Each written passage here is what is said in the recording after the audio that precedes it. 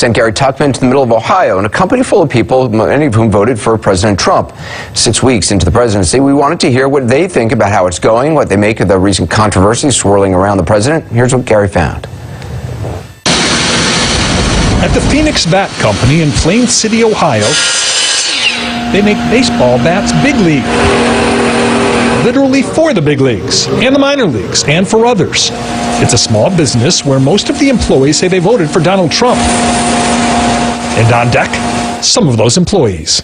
The first 100 days of a presidency are an important barometer of how the presidency will turn out. This weekend, Donald Trump is precisely at the halfway point, 50 days. How do you think he's doing so far? Are you happy with it? He's making a lot of progress. He's fulfilling a lot of his campaign promises, so I'm encouraged that he's following through when most politicians don't. Well, I feel like that probably the Republicans in Congress aren't real happy because now they have to do something. They've got a president from their own party that's pretty driven to get his agenda, and you know, they've been making excuses for years that they couldn't do it, and I think they're going to have to put up now. This weekend on Saturday, Donald Trump tweeted, "How low is President Obama going to tap my phones during the very sacred election process? This is Nixon Watergate. Bad or sick guy." My initial reaction was, look, this guy gets access to intelligence that you or I don't get. And if you're going to throw out that big a hand grenade, I'm pretty confident that you've got information that leads you to do that. Donald Trump has said this. Nothing else has come out. There's no evidence of it.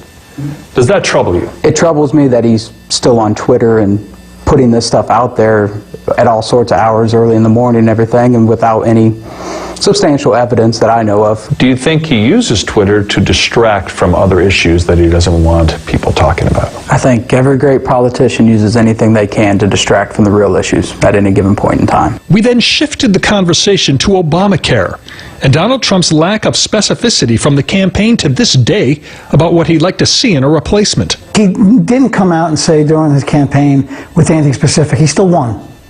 So he's the president. Now he's got to work with both the Republicans and Democrats. The Republicans need to get off their rear ends and do something. He can't do it all by himself. Regarding Obamacare, Congressman Chavez was on TV today. He said that he believes in self-reliance. But he said something earlier that he acknowledged wasn't said smoothly, but I want you to look at it. We're getting rid of those things that people said that they don't want. And you know what? Americans have choices, and they've got to make a choice. And so maybe rather than getting that new iPhone that they just love and they want to go spend hundreds of dollars on that, maybe they should invest in their own health care. He's just saying the truth, unfortunately, and it's going to take, you know, people are going to be offended by it. If we're talking about self-reliance, I mean, I'm for it. I had to. I think he was categorizing a whole group of people in one category where he really shouldn't have. When it comes to President Trump, all these men acknowledge there have been rough spots as his term has gotten underway, but share these sentiments. I think he's accomplished a lot in a short period of time, and it's refreshing, and I'm refreshed by the idea that he is not beholden to special interest groups. That's what excites me. These bat makers, Anderson, are loyal to Donald Trump, but not blindly loyal. They say he has to continue to earn their loyalty by keeping his promises, particularly about jobs and trade. Gerald, the man we talked to, is in the upper right corner of the screen. He says he used to work for another factory in Ohio. That factory moved to Mexico, and he lost his job.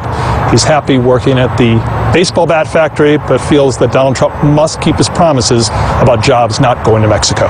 Gary, thanks very much, and thanks to everybody who took their time to talk to you. Just ahead in the next hour of 360, the White House standing by President Trump's tweets claiming that President Obama tapped his phones. Latest reaction from Capitol Hill next.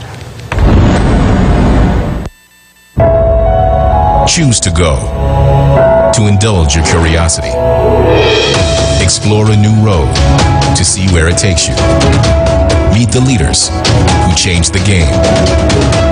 No matter where you are, no matter what the currency, when you run the numbers, they may surprise you.